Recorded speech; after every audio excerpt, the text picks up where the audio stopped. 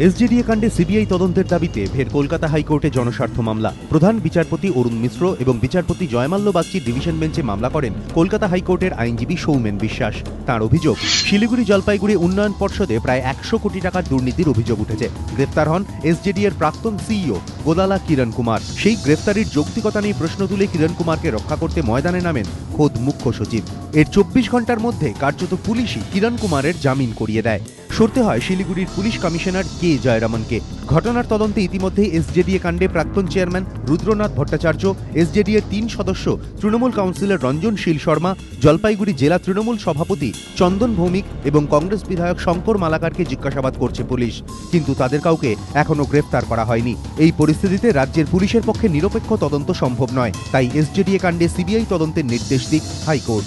এসজেডি এর বিভিন্ন প্রকল্পের বরাত নিয়ে যাদবপুর বিশ্ববিদ্যালয়ের 4 অধ্যাপকের কমিটির রিপোর্টও আদালতে পেশ করেন মামলাকারী। রিপোর্টে বরাত দেওয়ার ক্ষেত্রে একাধিক অস্বচ্ছতার উল্লেখ রয়েছে। বলেছেন কেস রেকর্ডটা নিয়ে আসতে হবে। শিলিগুড়ি জলপাইগুড়ি ডেভেলপমেন্ট অথরিটি এবং রাজ্য সরকার তারা হলফনামা দেবেন এবং অন্যান্য সংশ্লিষ্ট পার্টি, এখানে সবাইকে আমরা পার্টি করেছি, গোদালা থেকে শুরু করে এবং সার্ভিসও করেছি আমরা। কে জয়রামন তাকেও আমরা পার্টি করেছি, তাকেও নির্দেশ দিয়েছেন।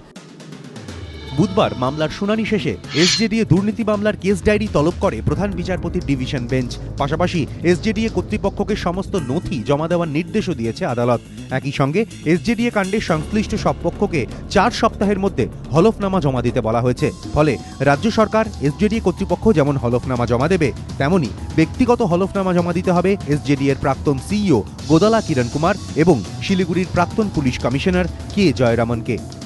ফলে আইনজীবী মহল এখন মনে করছে এই মামলায় শিলিগুড়ি পুলিশ কমিশনারেটের অপসারিত পুলিশ কমিশনার কে জয়রামনের হলফনামায় সবথেকে গুরুত্বপূর্ণ হয়ে উঠতে চলেছে। ক্যামেরায় প্রবীর সামন্তর সঙ্গে ধ্রুবজ্যোতি প্রামাণিক, এবিপি আনন্দ, কলকাতা।